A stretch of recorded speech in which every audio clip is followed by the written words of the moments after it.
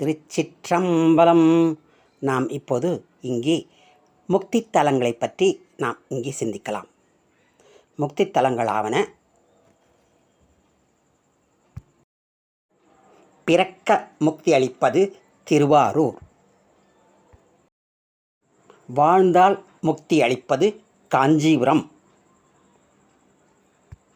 தரிசிக்க முக்தி அளிப்பது தில்லை, நினைக்க முக்தி அளிப்பது திருவண்ணாமலை, தீர்த்தமாட முக்தி அளிப்பது திருமறைக்காடு, சொன்னாலே முக்தி அளிப்பது திரு ஆலவாய், கேட்டாலே முக்தி அளிப்பது அவிநாசி, இறக்க முக்தி அளிப்பது காசி. இவையே முக்தி தலங்களாகும். திருச்சிற்றம்பலம். தில்லையம்பலம்.